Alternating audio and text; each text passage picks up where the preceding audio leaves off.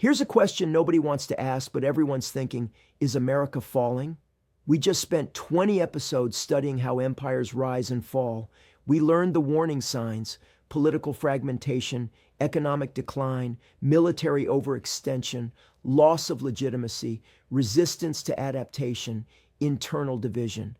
And if you're paying attention to the news, you might notice something uncomfortable. America is showing a lot of those signs right now. Political polarization so extreme that the two parties can barely talk to each other. Massive debt and economic inequality. Military deployed in dozens of countries around the world. Declining trust in institutions. Infrastructure crumbling. Resistance to emerging technologies and changes. And allies questioning American leadership. So, is this it? Are we watching the fall of the American empire in real time? Or can we learn from history and change course? Today, we're doing something bold. We're taking everything we learned in Season 1 and applying it to America right now. The good news and the bad news, the warning signs and the potential solutions. Because here's the thing, empires don't fall overnight. They decline slowly, and the decline can be reversed if people recognize it and act. So buckle up. This is going to be uncomfortable, controversial, and hopefully useful. I'm Jack. This is Blueprints of Power. And today we're asking the hardest question. Can America avoid the fate of every empire we've studied? Let's go. Schemes in the shadows, plans in the light. Kings and conquerors chasing the night. Brick by brick, their stories grow tall. But every empire learns how to fall. Here's the disclaimer. The views expressed in this episode are those of the hosts based on historical analysis and are meant to provoke thought and discussion. They do not represent predictions, political endorsements, or claims of certainty about the future. We encourage listeners to research these topics independently, engage critically with the ideas presented, and form their own conclusions. A note to the listeners. This bonus episode is designed to apply historical lessons to contemporary issues. It aims to be analytically honest while avoiding partisan politics. The goal is to use history as a diagnostic tool, not to advocate for any particular political party or ideology. The most important takeaway: empires transform and decline. The question is whether societies manage that transformation wisely, and that outcome is influenced by the choices people make, including you. Now let's get started. What's up, everyone? Welcome to a special bonus episode of Blueprints of Power. I'm Jack. I'm Lily. And I'm Charlie. And before we start, let's be clear about a few things. First, this episode is going to be controversial. We're analyzing America through the lens of empire rise and fall. Some people will disagree strongly with our analysis. Second, we're not here to bash America or predict doom. We're here to apply historical patterns honestly and see what we can learn. History is a diagnostic tool, not a political weapon. And third, we're not claiming we have all the answers. We're three people who studied 20 empires and noticed some patterns. We're starting a conversation, not ending it. With that said, let's dive in. The central question today is America an empire? And if so, how does it compare to the empires we studied? So is 80 years a long time or a short time? In empire terms, it's mid-range. Rome lasted 500 plus years, Egypt 3,000 years, the British Empire about 300 years. But the Mongol Empire fragmented after 150 years, the Carolingian Empire after 50 years. So 80 years isn't nothing, but it's not guaranteed to last forever either. And the question isn't, will America last forever? No empire does. The question is America declining now? And if so, can we reverse it? So, let's do a diagnostic. We're going to look at warning signs from the empires we studied, compare them to America today, and be honest about what we see. This is going to be intense. It is. Let's start. All right, let's go through the major causes of empire decline we identified in Season 1 and see if they apply to America. First warning sign: political fragmentation and polarization. We saw this destroy the Roman Empire, the Carolingian Empire, the Qing dynasty, and others. When internal political groups can't cooperate, when they see each other as enemies rather than fellow citizens, the empire weakens from within. And America right now. Political polarization in America is at levels not seen since the Civil War. Republicans and Democrats don't just disagree on policy. They increasingly see each other as threats to the country. Trust in institutions is at historic lows. Congress can barely pass basic legislation. There's talk of secession from some groups. We're even seeing geographic sorting. Democrats moving to blue states, Republicans to red states. That's fragmentation. So this warning sign is flashing red? It's concerning, yes. Warning sign 2, economic decline and inequality. The Spanish Empire, the Qing dynasty, and others fell partly because wealth became concentrated at the top while the masses struggled. When most people feel they're not benefiting from the system, legitimacy erodes. What's America's situation? Income inequality in America is at levels not seen since the 1920s, right before the Great Depression. The top 1% owns about 32% of all wealth. The bottom 50% owns about 2%. Real wages for many workers haven't risen significantly in decades when adjusted for inflation. Meanwhile, healthcare, education, and housing costs have skyrocketed. Many Americans feel the economic system doesn't work for them. That's a legitimacy crisis. So warning sign 2 is also concerning? Very concerning. Warning sign 3, military overextension. Rome, the British Empire, the Soviet Union, they all overextended militarily. Troops deployed everywhere, fighting multiple conflicts, draining resources that could be used domestically. What's America's situation? America has troops deployed in over 170 countries. The post-9/11 wars in Iraq and Afghanistan cost over $6 trillion and lasted 20 years. The military budget is over $800 billion annually, more than the next 10 countries combined. And yet, despite this massive spending, America struggled to achieve objectives in Iraq and Afghanistan. Expensive wars with ambiguous outcomes drain resources and credibility. So overextended militarily? The data suggests yes. Warning sign 4, infrastructure decay. The Roman aqueducts, the Khmer water systems, the Inca roads, infrastructure is the physical manifestation of state capacity. When infrastructure crumbles, it's a sign the state can't maintain what it built. America's infrastructure. The American Society of Civil Engineers gives U.S. infrastructure a C- grade. Bridges are structurally deficient. Roads are full of potholes. Public transit in most cities is inadequate. The electrical grid is aging and vulnerable. Water systems in some cities are contaminated. Meanwhile, China has built high-speed rail networks, modern airports, and cutting-edge infrastructure. The contrast is stark. So infrastructure is declining? Objectively, yes. Warning sign 5, resistance to adaptation and innovation. The Qing dynasty, the Songhai Empire, the Ottomans, they fell behind technologically and couldn't adapt quickly enough to changing circumstances. Is America adapting? This one's complicated. America still leads in some areas, tech companies, artificial intelligence research, biotech, but there's also significant resistance to change in key areas. Climate change is an obvious example. While other countries invest heavily in renewable energy, America has political debates about whether climate change even exists. That's the kind of ideological rigidity that prevents adaptation. What else? Education. While countries like South Korea and Finland innovate in education, America's K-12 system ranks mediocre internationally. Healthcare. America spends twice as much per capita as other developed countries, but has worse health outcomes. So America innovates in some sectors, but is rigid and outdated in others. Mixed picture. Warning sign 6, loss of legitimacy and soft power. The British Empire, the Soviet Union, the Byzantine Empire. When people stop believing in the system, when allies question your leadership, power erodes. Domestically, trust in American institutions has plummeted. Congress has approval ratings around 20%. Trust in media, courts, and even science has fragmented along political lines. And internationally? America's global reputation has declined significantly since 2000. The Iraq War damaged credibility. The 2008 financial crisis raised questions about American economic management.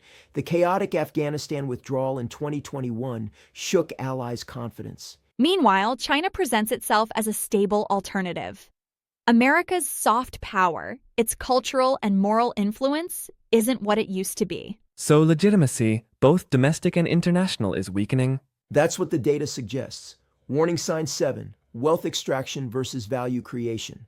The Spanish Empire extracted silver but didn't build industry. That's unsustainable. Economies need to create value, not just extract resources or wealth. How does America compare?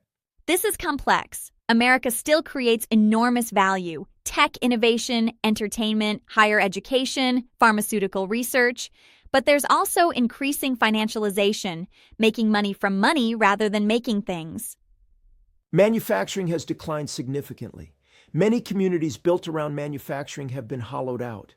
Wealth increasingly comes from financial engineering and asset appreciation rather than creating goods and services. So mixed picture again? Yes, but trending concerning. And finally, warning sign 8, demographic and social divisions. The Aztec Empire, the Roman Empire, the Qing dynasty, when different groups within the empire see themselves as fundamentally opposed, cohesion breaks down. America is becoming more diverse demographically, which could be a strength, but it's also experiencing intense culture wars, fights over immigration, race, gender, religion, values. These aren't just policy disagreements, they're fundamental disputes about identity and values. And that's dangerous? When citizens stop seeing themselves as part of one community with shared interests and instead see politics as tribal warfare, that's how empires fragment. That's the late Roman Empire. That's the Carolingian Civil Wars. So that's our diagnostic. America shows significant warning signs in political polarization, economic inequality, military overextension, infrastructure decay, loss of legitimacy, and social division. It shows mixed signals on adaptation and value creation. That's not great. It's concerning, but here's the crucial thing. These are warning signs, not death sentences. Empires can reverse decline if they recognize it and act. So let's talk about solutions. Hey, quick break! If you're loving Blueprints of Power, do us a huge favor. Hit subscribe so you never miss an episode.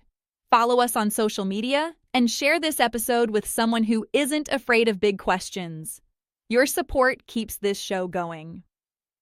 And speaking of amazing shows, today's episode is sponsored by our sister podcast, Tally Talks. It's a kids podcast hosted by Tally Pennyworth, and every 20-minute episode features a young entrepreneur sharing their journey and brainstorming business ideas kids can actually do. Season 1 is live on YouTube right now, 24 episodes plus a special award show as the finale. If you've got kids who are curious, creative, or dreaming big, Tally Talks is the perfect podcast for them. Check out Tally Talks on YouTube, and let's get back to the episode. All right, we've done the uncomfortable diagnosis. Now let's apply what we learned from successful empires. What could reverse American decline? Solution 1. Rebuild institutional trust and effectiveness. This is the Roman lesson. Rome succeeded because of strong institutions, the Senate, the legal system, the military structure. When institutions work, individual leaders matter less. So how does America rebuild institutions? First, reform political institutions that clearly aren't working. The Electoral College, gerrymandering, campaign finance, the filibuster, these are producing dysfunction. They need examination and potentially reform. Second, invest in institutional capacity. The IRS, the FDA, the EPA, infrastructure agencies, they're underfunded and undermined. If you want government to work, fund it adequately and let it function. Third, demand accountability from institutions. When institutions fail or become corrupt, hold them accountable. That's how you restore trust. Solution 2. Invest in broad-based prosperity. This is the Persian and Mughal lesson. Empires that created broad prosperity lasted longer than those with extreme inequality. How? Progressive taxation that prevents extreme wealth concentration. Investment in education, so everyone has opportunity. Universal healthcare, so economic security doesn't depend on employment. Infrastructure spending that creates jobs and improves quality of life. Infrastructure like roads, transit, broadband internet? Exactly. Eisenhower built the interstate highway system, and that created decades of prosperity. China built high-speed rail and modern cities. Infrastructure investment creates jobs, improves productivity, and demonstrates state capacity. Solution 3. End forever wars and redefine security. This is the Roman and British lesson. Overextension drains resources and creates resentment. So what should America do? Reduce the number of overseas bases and deployments. Focus military spending on actual defense rather than global interventionism. Redefine national security to include climate security, pandemic preparedness, and economic security. America spends $800 billion on military but can't afford universal health care or free college? That's a choice, not a necessity. Rebalancing priorities from military to human investment could strengthen the country. Solution 4. Embrace adaptation and long-term thinking. This is the Mongol, Byzantine, and Abbasid lesson. Empires that keep learning and adapting survive. Specific actions. Massively invest in renewable energy and climate adaptation. America could lead the clean energy revolution like it led the digital revolution. That creates jobs, industries, and global leadership. Reform education to emphasize critical thinking, digital literacy, and adaptability rather than rote memorization. Countries like Finland and Singapore have done this successfully. Invest in scientific research and development. The Abbasid Caliphate funded the House of Wisdom and created the Islamic Golden Age. America funded DARPA and NASA and landed on the moon. That same spirit of ambitious research funding needs to return. Solution 5. Build inclusive identity and shared purpose. This is the Persian tolerance lesson and the counter to the Aztec fragmentation lesson. America's diversity could be its greatest strength, like the Persian Empire's multi-ethnic success. But only if there's an inclusive national identity that embraces diversity rather than treating it as threat. How do you build that? Civics education that emphasizes shared democratic values while celebrating diverse contributions. Media that builds bridges rather than inflaming division. National service programs like a civilian or military service year that bring people from different backgrounds together. Economic policies that ensure everyone benefits from growth. When prosperity is broadly shared, social cohesion is easier. Solution 6. Recommit to democratic values and global cooperation. This is the legitimacy lesson from multiple empires. America's power historically came not just from military might, but from representing ideals: democracy, freedom, rule of law, opportunity. When America acts consistently with those values, it has moral authority. When it doesn't, it loses legitimacy. So recommit to democratic norms domestically. Free elections, peaceful transfer of power, rule of law, protection of rights, and internationally, work with allies, support democratic movements, and lead through example rather than just military force. Solution 7. Focus on creating value, not just extracting wealth. This is the Dutch and Spanish lesson. Invest in industries that create things. Clean energy technology, advanced manufacturing, biotechnology, infrastructure, not just financial services that move money around. Support workers and communities affected by economic transitions. When manufacturing left, whole communities were abandoned. That's not sustainable. Invest in retraining, education, and new industries in those areas. So those are the solutions. Do they sound achievable? That's the question. Technically, yes. America has the resources, knowledge, and capability to do all of this. The question is political will. And that depends on citizens demanding it. Okay, real talk. What's the actual prognosis? Is America falling or not? Honest answer? America is showing clear signs of relative decline. It's not collapsing tomorrow, but the trajectory is concerning. If current trends continue, political polarization, economic inequality, infrastructure decay, institutional distrust, yes, American power will continue declining. But, and this is crucial, decline isn't inevitable or irreversible. Rome declined for centuries before finally falling. Britain managed its decline and transitioned to a smaller but still prosperous nation. Empires can adapt and renew themselves if they choose to. So what's the realistic timeline? If nothing changes, I'd guess America remains the dominant power for maybe another 20 to 30 years, but with increasing internal dysfunction and competition from China and others. By mid-century, we might be in a multipolar world rather than an American-dominated one.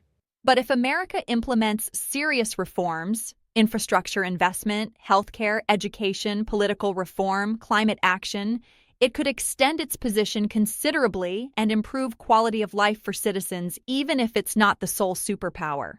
So it's not binary, not just empire or collapse. It's a spectrum. Exactly. The British Empire fell, but Britain is still a prosperous, influential country. The question isn't, will America rule the world forever? That's impossible. The question is, will America manage its transition wisely or chaotically?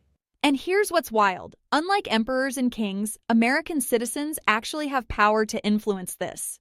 Democracy means you're not just watching history happen, you can shape it. So what can individuals actually do? First, educate yourself. Understand the issues. Don't just consume partisan media that confirms your biases. Read broadly, think critically, use the historical literacy you've built through this show. Second, participate in democracy beyond just voting. Contact representatives. Attend local meetings. Support causes you believe in. Democracy requires active citizenship. Third, build bridges.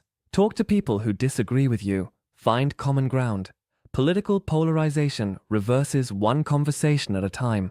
Fourth, focus on your local community. You might not fix national problems immediately, but you can strengthen your community.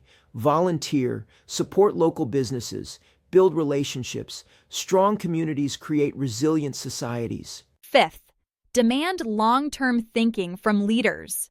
Don't just ask, "What will you do for me today?" Ask, "What are you building for the next generation?" Vote for leaders who think beyond the next election. And six, don't despair. Yes, the warning signs are real, but history shows that societies can change course. The New Deal reshaped America during the Depression. The Civil Rights Movement transformed society. Change is possible. Every empire we studied eventually fell. That's inevitable. But the goal isn't to last forever. The goal is to build something good while you can, to leave things better than you found them, and to adapt when circumstances change. America will transform. The question is how, gracefully or catastrophically, inclusively or divisively, with wisdom or with denial. All right, let's bring this home. This has been our most controversial episode and probably our most important. Some people are going to hate this episode. Some will say we're too pessimistic. Others will say we're too optimistic. Some will say we're too political. And that's okay. We're not here to make everyone happy. We're here to apply historical patterns honestly and start important conversations. Here's what I want you to take away. First, empires rise and fall. That's not a tragedy, it's reality. The question is what you do with the time you have. Second, decline isn't destiny. Societies can change course, adapt, and renew themselves, but only if they recognize the problems and have the courage to address them.